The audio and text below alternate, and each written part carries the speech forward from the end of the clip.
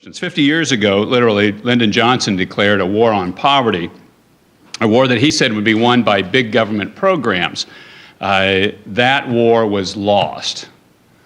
We lost the war on poverty. The poverty rates stayed virtually the same after trillions of dollars of spending. Instead, we ended up with generations of people trapped in poverty. And this has been one of the big things we've focused on in this administration, is getting people out of poverty. In Kansas, we know that a different approach was needed, and one that works to move people out of poverty and allowing them to thrive. Now yesterday, and this shouldn't be surprising, a socialist from Vermont was challenging the Kansas programs of common sense welfare to work. I disagree with Mr. Sanders' ideas of having bigger government to help solve the poverty problem. We have tried the war on poverty with big government programs for 50 years and trillions of dollars, and it has failed.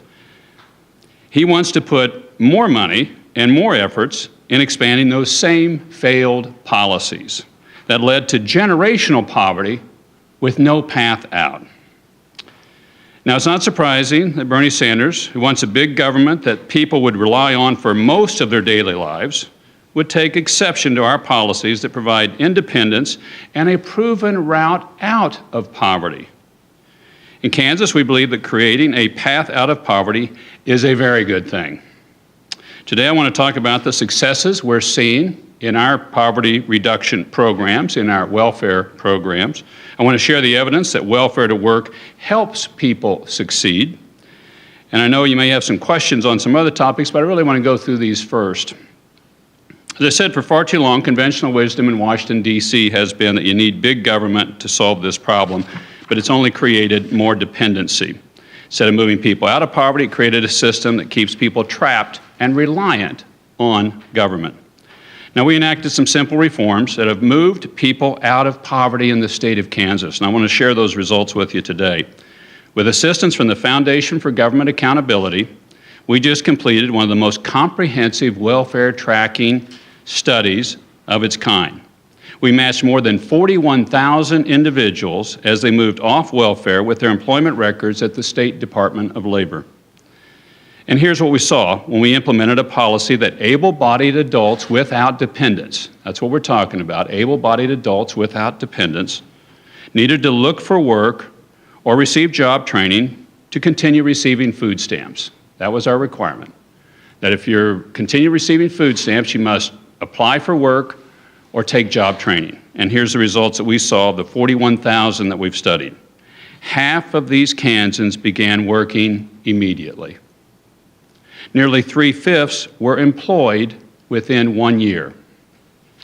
Their incomes rose by an average of 127% during that first year. 127%. This is success. These common sense reforms have led to more employment, higher incomes, and bigger than all of that, less poverty. Because the objective here is to get people out of poverty. We want to get people out of poverty. We don't want them hooked in dependency on government. We don't want them just relying on a government program and getting a stipend from the government. That's no way out of poverty. The number of these enrollees who have been on food stamps, who have risen out of poverty, has tripled. People used to depend on the government are motivated to work and earn more than just money. They gain self-worth, dignity, and a hopeful future. Americans know the value of hard work. They know the dignity of self-sufficiency, not by providing a government stipend, but by freeing people from the limits of a failing welfare system and allowing them to achieve their potential. I look for the U.S. House of Representatives under the leadership of Speaker Ryan to work these programs aggressively, to change the paradigm from dependency to self-sufficiency, from dependency and poverty to self-sufficiency and prosperity. We've got a handout of the study results from the Foundation for Government Accountability. They'd be happy to provide that to you. where you have that study of the over 40,000 people, and those are available for you as well. That's some really good news for our state. Before I open up for questions, we've got a few more things that I want to address. Number one, the docking building. Much has been said about the docking building in recent weeks. I would point out that the docking building has been a problem for a couple of decades. When we started working on this project regarding the docking building, we had state employees that said, oh yeah, we've been working on this for years. It is not a good place for state employees to work. It has had problems. It has had problems for decades. It's just another example of a problem that we inherited because prior administrations chose not to address it. Another one's been the state hospitals, where we've had underinvestment in these for decades. When I first came in, one of the first reports I received was a committee that was recommending closure of a couple of the state hospitals from the prior administration, and Topeka State obviously had already been closed. This administration, we've been working on solving problems and not kicking the can down the road. The docking building, as I stated, is not an adequate facility for our employees, and the administration, we decided to do something about it. All state employees will be moved out of the docking building by the middle of this year, other than those running the power plant and Capitol Police. We decided also to put forward an energy center project because the energy center that heats and cools the Capitol is under the docking building and the tunnels are there. I would state clearly to you and very strongly as well, throughout this process, we have followed the law. We have followed the law each step of the way, and we have done what is right for state employees.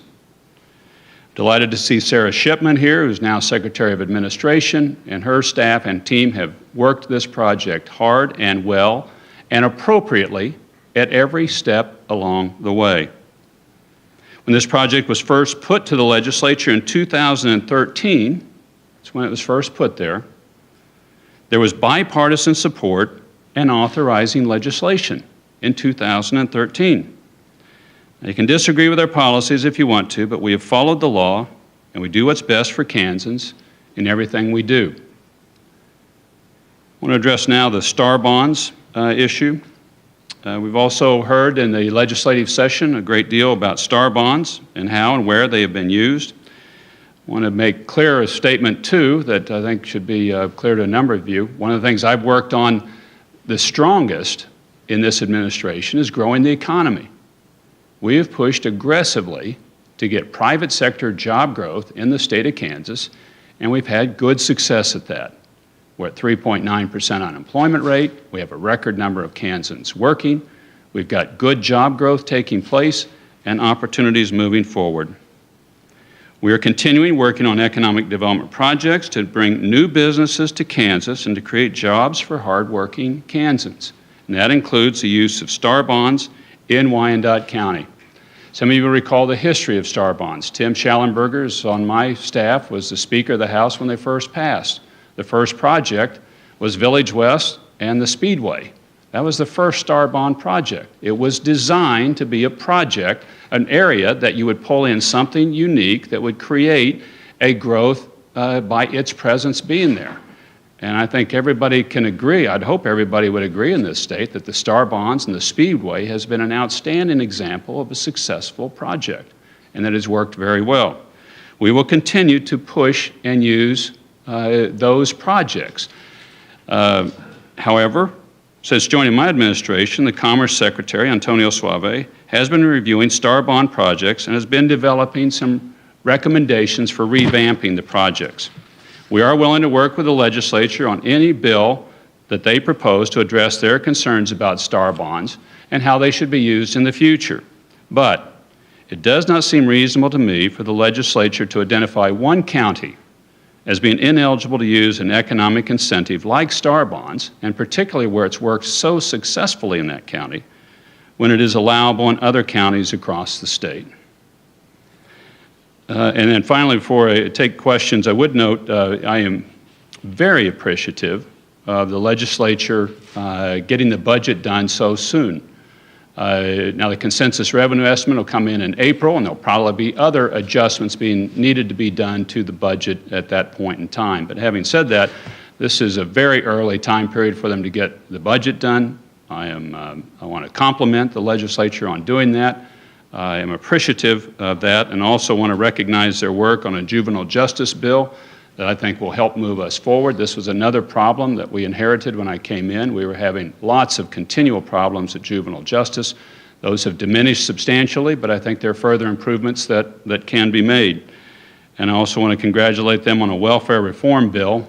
This is a HOPE Act 2 that will further the successes that we've seen on getting people out of poverty and out of dependency on the government. These, I think, are a very positive thing for us to move forward. And then finally, I would note to you, I just had my water team in last week. This is the Water Office, Division of Water Resources. We are finally making some good progress on dealing with the issue of the Ogallala and our water needs in the state of Kansas. This has been another one of those issues that had been put off being dealt with for years, that people had talked about for years, but nothing had been done. A number of bills were passed by the legislature to address the issue of water in the state of Kansas. We will start this spring our first dredging project at John Redmond. This is the first in the country, I'm told, by U.S. Corps of Engineers, and it's going to be Kansas funded. There are 12, 13 cities downstream that depend on John Redmond for water, and right now we're not in a good position if we get a 100-year drought. And they seem to come fairly frequently anymore. We had our first LIMA, Local Intensive Management Area, that's reported numbers out after 3 years. This was our first one where the farmers bound themselves together to reducing water use, and last year they saw their water table go up slightly.